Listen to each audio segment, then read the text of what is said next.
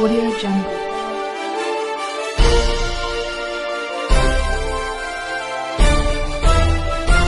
Audio Jungle.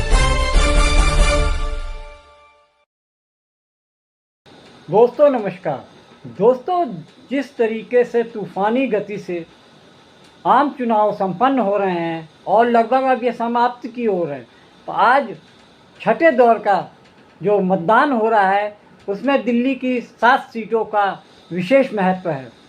इन सीटों पर BJP ने इस बार 6 सीटों पर अपने उम्मीदवार बदल दिए, लेकिन उन्होंने उत्तर पूर्वी की सीट पर उनके 2 बार के सांसद रहे मनोज तिवारी पे विश्वास जमाते हुए उनको फिर से तीसरी बार टिकट दिया है और वो उम्मीद कर रहे हैं कि इस बार भी मनोज तिवारी एक बार फिर से भारी बहुमत से विजयी होने वाले हैं। लेकिन दोस्तों, जिस तरीके से पिछले 10 साल से भाजपा सरकार में है, प्रधानमंत्री मोदी 10 साल से सरकार को रन कर रहे हैं, जिस हिसाब से वो देश को चला रहे हैं, उससे उन्हें जो लग रहा है कि वो सही गति में जा रहे हैं। देश विश्व गुरु बनता जा रहा है, हर तरीके से देश संपन्न है, देश में कोई समस्या नहीं है। लेकिन इसके उलट इंडिया गठबंधन के नेता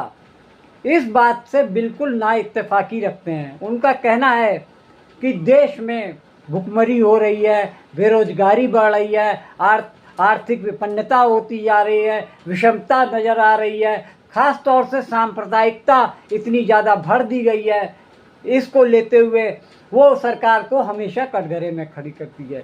अब हम दोस्तों बात करेंगे मनोज तिवारी के बारे में। मनोज तिवारी भोजपुरी गायक और अभिनेता हैं, जो आज से पिछले 10 साल पहले वो भोजपुरी फिल्मों में अपनी अच्छी खासी पकड़ मजबूत रखते हैं और 2014 से पहले वो भाजपा में शामिल होते हैं और उत्तर पूर्वी दिल्ली से उनको भाजपा टिकट देती है और वहाँ से वो भारी मतों से जीतते हैं। उसका कारण ये कि भाजपा ये जानती है कि नॉर्थ ईस्ट दिल्ली में भोजपुरिया समाज यानी बिहार और उत्तर प्रदेश के बहुत से ऐसे लोग जो भोजपुरी भाषा बोलते हैं, उनके बीच में मनोज तिवारी को उतारा गया कि वो अपनी गायकी और अपने अभिनय से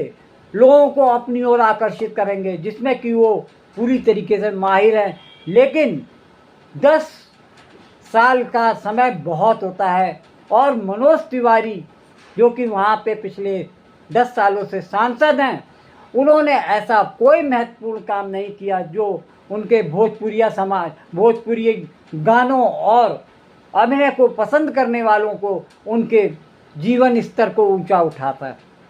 समस्याएं वही हैं, नाली, गंदगी, कूड़ा करकट, पानी, सड़कें, इन सब चीज़ों को लेकर स्थानीय लोग मनोज तिवारी जी से बहुत ज़्यादा नाराज़ हैं और इंडिया गठबंधन ने उनके सामने बिहार के ही एक नवयुवक युवा प्रत्याशी डॉक्टर कन्हैया कुमार को उनके खिलाफ में उतारा है।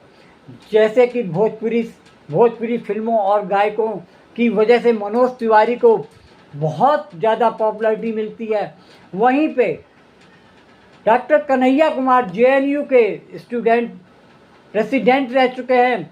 उनकी भाषा और बोलने की शैली पे कोई भी उनका हाथ नहीं पकड़ सकता। वो जिस तरीके से अपनी बात जनता के सामने रखते हैं, उसमें मनोज तिवारी उसमें उनके आगे बिल्कुल भी टिकने में नाकाबिल हैं।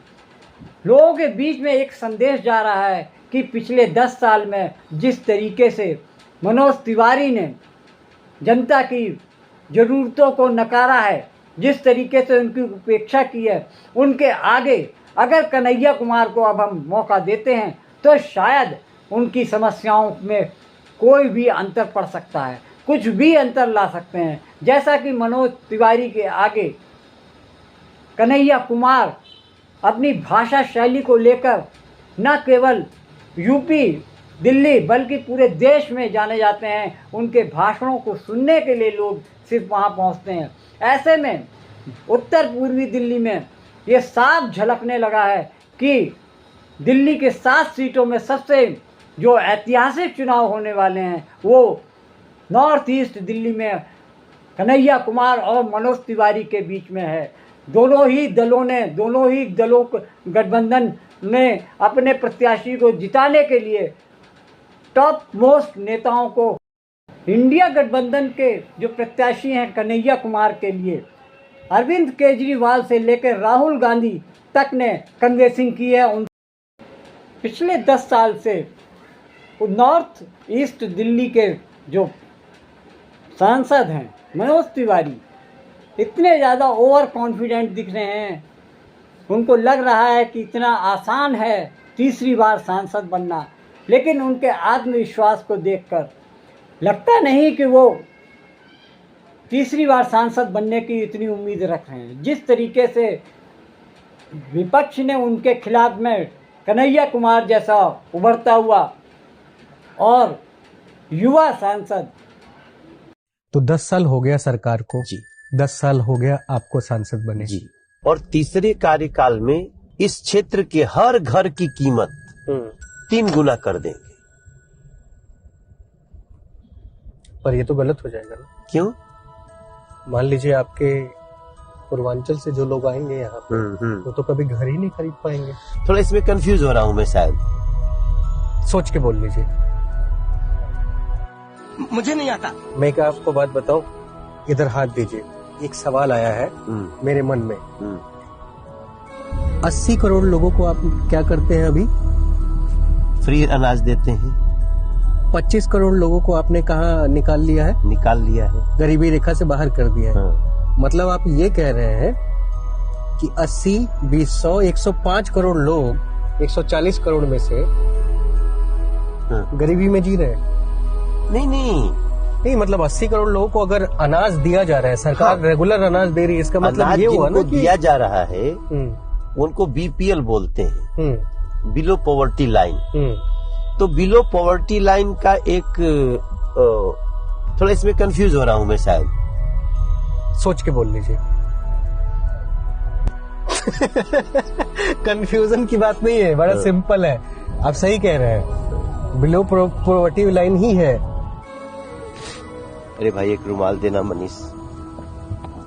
देखो मैं रो नहीं रहा हूँ, मैं खुशी में मेरे आंसू निकल रहे हैं। नहीं, चंदा तो आप लगा सकते हैं। वैसे भी सबसे ज्यादा चंदा आपकी पार्टी को मिलता है। अब देश खुश है तो चंदा देना। इलेक्टोरल बॉन्ड भी खूब मिलते हैं।